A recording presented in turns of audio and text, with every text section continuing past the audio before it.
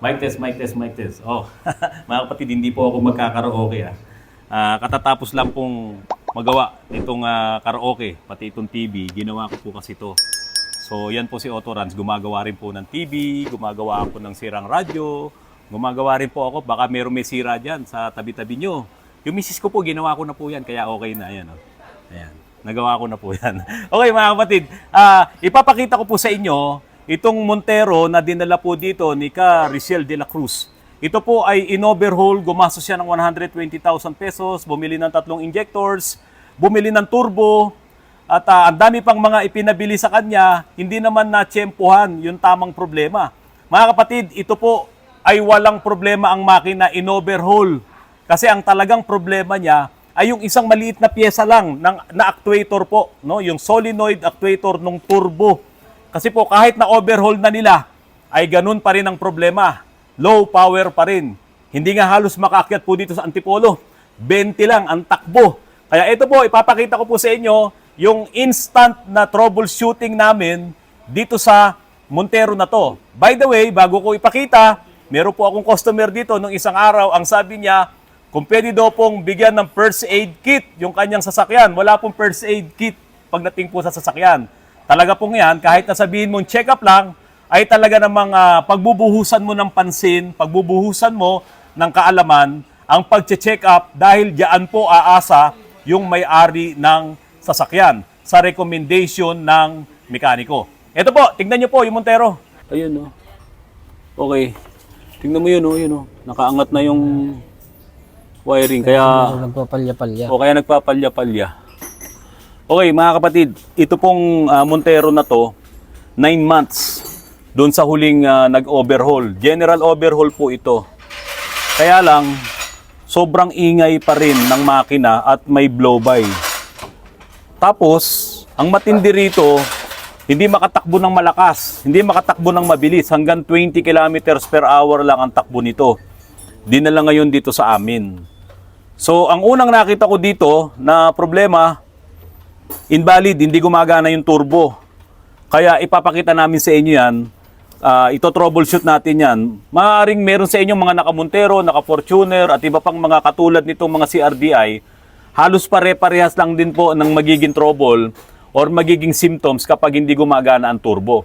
Pero bago natin puntahan yung hindi pagana ng turbo at i-check namin ba't hindi siya gumagana, ipaparinig ko muna sa inyo kung ano yung mga maiingay dito. Kailangan natin ng instrumento. Ito, stethoscope, para marinig nyo yung maingay dito sa makina na to.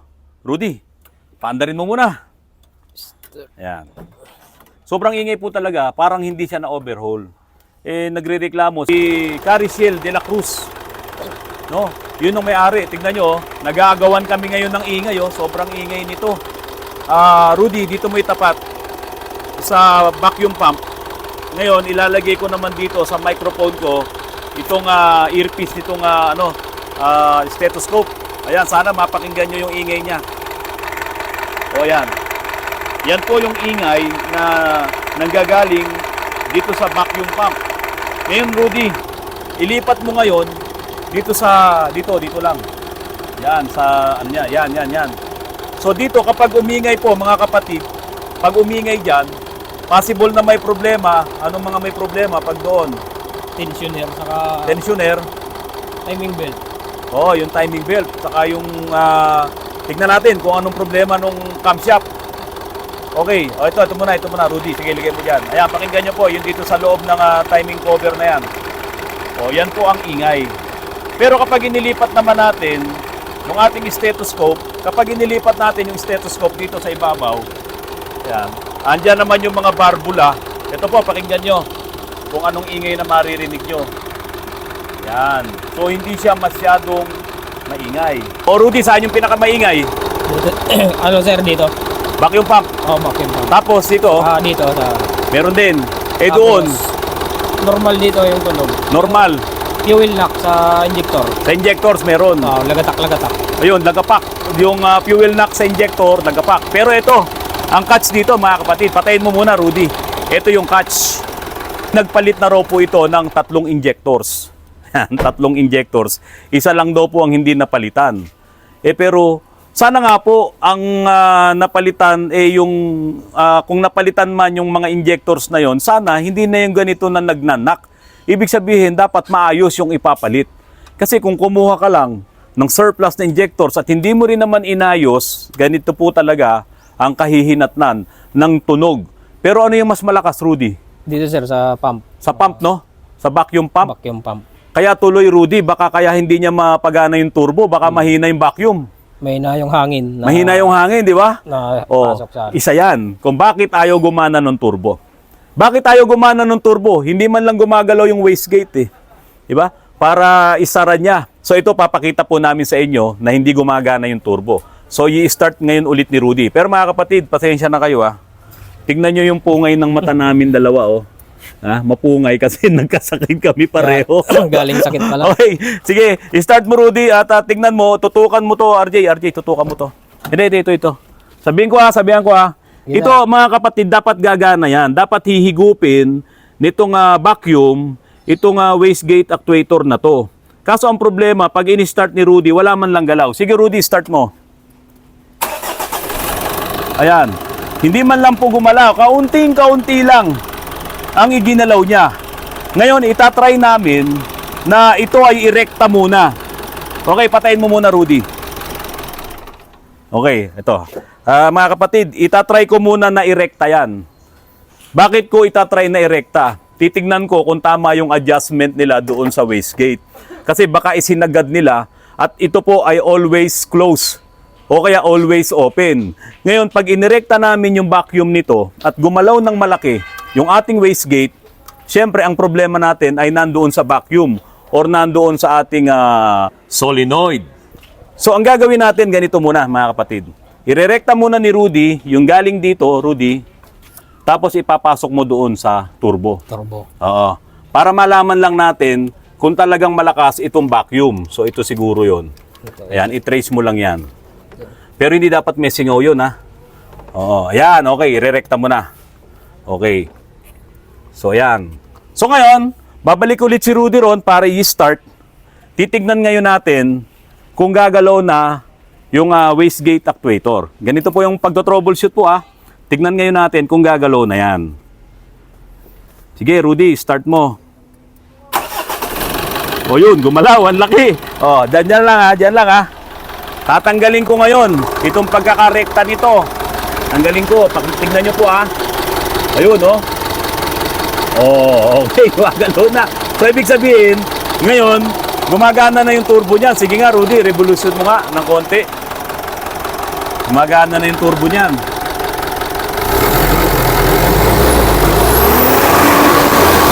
Galing na galing, oh.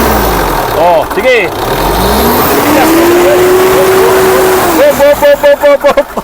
Dito na. Si Rudy, huwag ka masyadong hot. Kasi bakit ko pinahinto yun? Mga kapatid, walang bukasan yun. Hindi naman gagana ngayon yung wastegate natin para mag-o-open kung nag-o-overboost. Kasi nirekta. Patayin mo muna para hindi maingay. Okay. Usok pala. Bawal po yun na irerekta nyo yung vacuum doon sa vacuum actuator, doon sa vacuum ng turbo. Bawal yun kasi hindi na yun mag-o-open. Kaya nga po yan ay mayroong solenoid dito. Ito yung kinakabitan yan, mga kapatid. Ito. Kita ba? Yan, turo mo Rudy. Yan. So ito po, kapag ka nag-o-overboost, yan ay electronic. Ito yung wiring niya, yan o. Yan po yung electronic. Kapag ka nag-o-overboost yan, at command nitong manifold absolute pressure sensor, yan, kapag nag-o-overboost dito, i-open niya yon ng kahit na kaunti man lamang para sumingaw yung boost at hindi po masira ang inyong makina. Kapag ka po sobrang boost nitong turbo na to, pumasok doon sa loob ng makina nyo, pwedeng sirain yan. Lalo na kung talagang high RPM na kayo or tumatakbo kayo ng malayo at talagang hina-high RPM nyo. Pero, ang isa pang negative effect nun, kapag hindi nagbubukas yung inyong wastegate, malulunod naman yan sa hangin. Pag nalunod sa hangin, sobrang dami ng hangin, kulang naman ng fuel. Low power din yon. Kaya dapat yung ating computer ay magtatrabaho sa pamamagitan nitong manifold absolute pressure sensor. Kaya pag ito nasira, low power din kayo. Hindi gagana ngayon lahat yan. So dito, Rudy, nakita na natin yung problema kung bakit hindi gumagana yung turbo. Possible itong turbo boost solenoid. Malamang sira na tong actuator nito at kailangan nating palitan. Ngayon, ito rin yung one-way bulb. Ito po, tingnan nyo, no? Ito yung one-way bulb na filter. Kailangan din natin tong palitan. Dapat yan ay pinapalitan kapag nag-overhaul. Magkano lang yan? Mura lang po yan. Yung ganyang liit ng pyesa, baka yan pa ang dahilan para magka-problema. Naku, Rudy, 2 turbo ang pinalitan dito, pangalawa na yan. Sabi, nung una, sira raw yung turbo. Pinalitan. Saka, Sa tingin mo, sira kaya yung turbo o hindi lang talaga nila mapagana? Kasi ito ang may diferensya. hindi lang ma-trouble ng maayos. Di ba? So yun, buti na lamang nadala na dito. At ang talagang main problem nito, yung low power at may tagas yung ating sa pagitan ng transmission at ng engine. Oil seal, Sa oil seal, sa crankshaft oil seal. crankshaft oil seal, Yun, tapos to Rudy, yan nga, injector. yung mga wirings, tapos injectors, pagka sinimulan na, padaling kay chip, ipaayos yung mga injectors, Hindi pantay-pantay na yung buga naman. hindi na, at saka may wire na halos mabubunot na ron, Ito, tingnan nyo mga kapatid, Kita ba yan, RJ? Dito po sa Autorans, yung mga vlogs po natin, ipinapakita naman natin to step by step. Tulad ngayon, ipinakita natin kung paano i-troubleshoot yung turbo, hindi siya gumagana. So madali na to doon sa mga mekaniko na na nagbubuo na talaga ng makina. Di ba? So yung problema na yon sa merong konting tilamsik to, siguro baka bagong overhaul kasi to iyon ay sabi ko doon sa may-ari, tiyagain na lang muna kasi ang laki na nagastos niya, almost 120,000. Tapos ito pa yung resulta, kaya dinala na po dito sa amin. Sabi nga niya, buti na lang at nakaakyat pa dito sa Antipolo. Pero yun, buksan natin to at maibideo ko pa mamaya. Madali naman buksan, 4 na tornilyo lang para maipakita din natin. Rudy, ang lakas ng tuagas ng langis din dito. Ha? Ayan, para makita natin. Baka diyan galing yung oil leak na nandun sa harapan. Ayun, may tagas, Buksan natin. Sige, buksan muna natin. At magkakape muna ako habang binubuksan ni Rudy. Dami na rin ang tilamsik niya, Rudy. Dalis kasi yung dipstick kanina. Putol pa nga yung dipstick nito. Ayan, bagong overhaul. Di pa nga nagamit to. Kawawa naman yung may-ari. Kababae pa naman. Sabi nga niya, porque siguro babae siya. Kaya sabi niya, yung term, niloloko daw po siya. Ang dami daw pong hiningi. Pati po transmission nito ay in-overhaul daw. Pero tinignan ko naman yung transmission, wala namang talagang marka ng overhaul. Yung mga sealant, yun pa rin. At hindi man lang halos sa talagang nabuksan or nagkaroon man tama ng liabi yung mga tornilyo. Kaya ang sama po ng loob, yung may-ari nito, si Cariciel de la Cruz. Kaming dalawang may sakit. Tuloy pa rin ang trabaho. Sipunin, sabi sa atin. sa Bulacan, sa Baliwag, ang tawag yan, uhugin. Pagka ayaw lumaban sa square, sa suntukan, uhugin ka pala kasi yung uhugin, mga kapatid. Iiyak na yung bata Pag iyak ng bata, tumutulo yung sipon. Kaya ang tawag nila, uhugin. Anyway, kami hindi po, talaga lang nadali lang nitong pagbabago ng klima dito sa Antipolo. Nako, ang lamig po dito sa Antipolo, ganitong oras, ayan medyo iba na yung mararamdaman mong hangin. Kaya po sa gabi, umaabot po dito ng almost 20 degrees Celsius yung lamig namin. At kapag madaling araw, maabot pa ng 18. Ito na, nabuksan na ni Rudy. Dito sa camshaft, yung oil seal niyan, may tagas din dito. Pero mas malakas doon, ayun close up ko Ayan, kita nyo, puro langis yan Ito, bagong overhaul po ito mga kapatid, bagong overhaul yan. Ngayon, malamang hindi rin to nagpalit ng tensioner. Kitang-kita naman Rudy. Itong tensioner nito, malamang hindi napalitan. Kaya tayo ay magpapalit. Tapos ang kanyang timing belt ay basang-basa na rin ng langis. Delikado po ito. Kaya kailangan natin buksan yan. Tapos ito yung oil pump. So, yung tagas ng langis na nandun sa ibabaw, na nakikita natin dito sa ilalim, ayun yung tagas ng langis posible po na ito ay galing dyan sa ibabaw na yan. Okay. So nakita na natin unti-unti yung mga problema dito sa cover pa lang Kita na kagad ni Rudy kanina eh. Dito to. Kang Yan. shop. Oil Ha? seal. Kang shop oil seal. Camshaft oil seal. Oh, durog na. Malamig ba? Durog na oh. Nilagyan lang ng Vitagrade, di yata pinalitan. Ala, grabe. Ito kaya in-overhaul talaga. Baka naman top overhaul lang to. Kasi kung general overhaul to, sana walang blow-by. Diba nakita mo naman kanina? Sa tingin mo dapat mag-blow-by? Pwede, usok sir, usok. Pero Usok. Hindi, Hindi bulubay, talsik. Hindi talsik. Oh, ito kasi may kaunting talsik para sa isang bagong general overhaul na makina.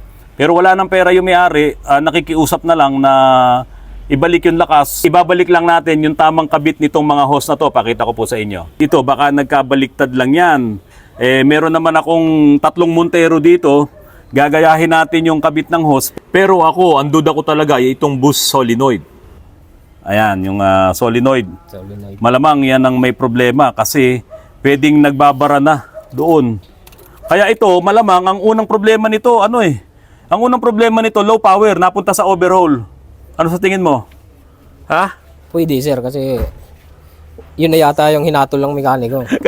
Kasi kung sira ito, Overall. kapatid kung sira yan, low power ka. Kaso, ang sinabi ng mekaniko, overhaul. Pag sira yung map, low power din. Low power din. Pag may problema ka sa injectors, Fuel knock, low power din, di ba? low power. O, yung dami ng Starex na ginawa natin, low power din. Ito, talagang na-on sila yung may-ari nito.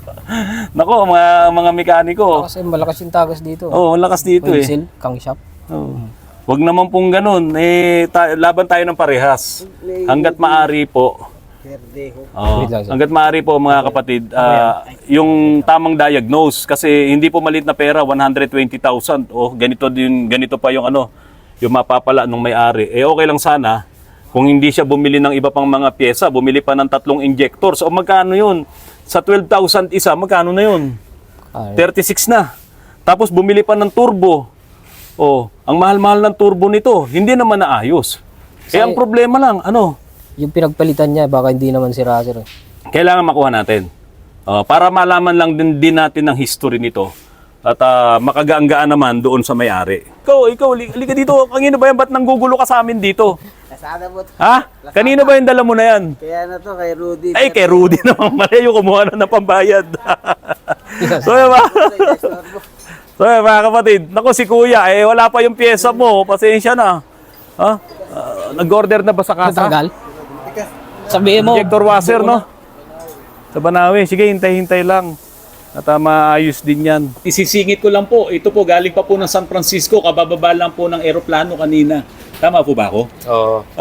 Hindi po. Si Kuya Manolo Reyes, yan, galing po ng Mabitac, Laguna. Pero saan po kayo sa San Francisco, sir? Tiga Fairfield ako. Fairfields, San California. Francisco. North of San Francisco. So ano po ba ang dahilan? Ba't kayo napunta dito sa amin, sir? Yung sportivo ng pamangkin ko, laging sira eh. Umahanap ako ng magaling na mekaniko. Palagi ko napapanood si Kuya eh. Sa vlog po. Oo. Siyang pinakamagaling. Ay, salamat po. Kaya po, Al, tandaan mo to ha. Ayoko mapahiya kay sir. Within 5 days, dapat ma-address mo lahat. Yung nandyan sa JO. Maraming gagawin dyan. Meron pa tayong metal bushing doon sa suspension. Kaya bukas pa-order mo lahat yung pyesa ha. So, sir, uwi pa kayo ng Mabitac. Oo. Ano po ang dala nyo sa sakyan ngayon pa uwi? Mazda. Mazda po. Ano pong Mazda? CX-5 turbo. Wow! Nakita na sa CX-5. Gasoline po, diesel? Gasoline. Gasoline. So yan, straight from San Francisco, nakarating dito sa Antipolo, papunta ng Mabitac, Laguna, si Kuya Manolo Reyes. Nagpapasalamat po ako sa inyo at nagtitiwala po kayo sa amin dito sa Autorans. You're welcome. Okay. Sa wakas, tatapos na yung sakyan ng pamangkin ko. Apo.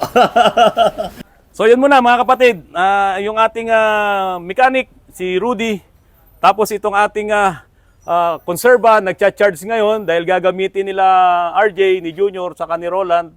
At meron po kasi akong maiksing vlog tungkol dito sa Moretti konserba na to. Ito po, panoorin nyo. Kumusta ride ng Moretti? Ganda, smooth. Diba? Araw-araw, kung halimbawa dun sa city, ginagamit mo naman yung city, di ba? Opo. Araw-araw na gamit natin sa city, kung Antipolo kainta, gumagastos tayo ng mga less than 200 pesos na Panggas. na panggas. Samantalang dito sa Moretti, parang mga 30 pesos lang, malakas na yun. Opo. Araw-araw, 30 pesos. Ngayon, kung halimbawa, ito yung sasakyan mo, maglagay ka lang ng alkansya dyan sa tabi mo. Di ba? Kung halimbawa, bibigyan kita ng panggas na 200 pesos araw-araw. O kung magkano yung matitipid mo, ilagay mo yung 200 pesos alkansya mo. Tapos, yung matitipid mo, kapag ka nagbayad na tayo ng electric bill, yung kung magkano yung nadagdag, ate kukuha ko sa'yo. Di ba? Halimbawa, ang electric bill natin is 2,500. Tapos nadagdagan ng 2,000, naging 2,700. Kukunin ko ngayon yon doon sa ipon mo sa alkansya kasi ikaw lang naman yung nagkakarga doon sa bahay. Di ba? So, ganun yon. Wala ka ng change oil, wala ka ng lahat ng mga maintenance doon sa mga ibang sasakyan. Siguro, ang pinaka-maintenance mo lang dito yung magigreasing ka doon sa sa gulong mo, doon sa mga bearing. Tapos yung coolant para doon sa battery. So, lahat naman ng bagay may pros and cons eh. Diba? So, dito sa electric vehicle, habang ginagamit mo to, halos lahat pro. Halos lahat positive.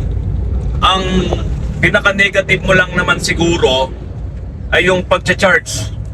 Ngayon, kung long distance, ang plano mo, bumili ka ng mas malaki, yung long range.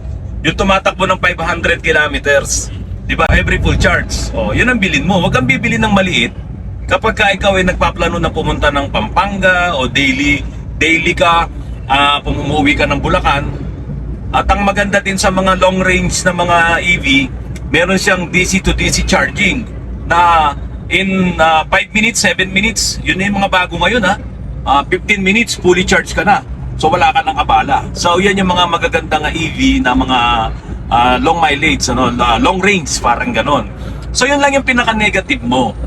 Sa pagbabayad naman, doon naman sa konsumo, yung mga may ayaw lang naman yung nagsasabing babagsak ang grid ng Pilipinas, kesyo mahal din, gumagamit din yan ng fossil fuels.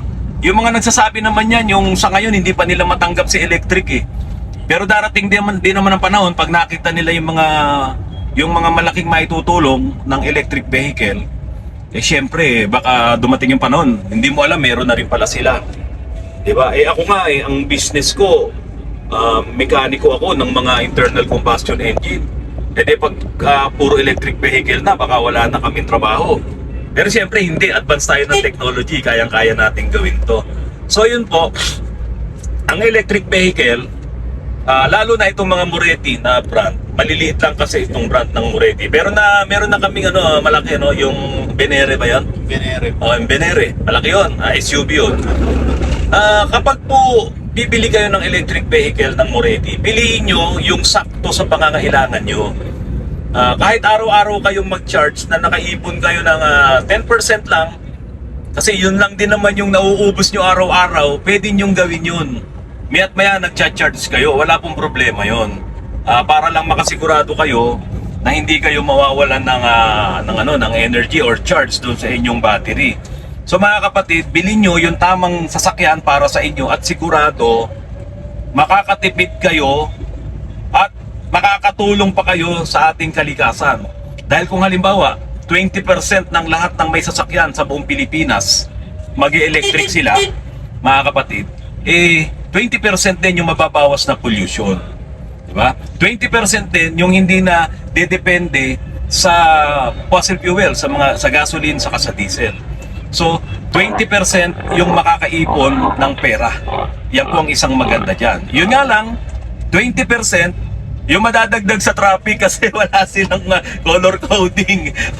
So yan mga kapatid, dagdagan ko pa yung ito, nagbiyahe kasi kami ni Junior ko, packet kami ng Antipolo. Isang maiksing vlog lamang po ito para mo ma-explain namin sa inyo yung mga paunti-unting advantage ng electric vehicle kung sakaling kayo po ay bibili. Okay mga kapatid,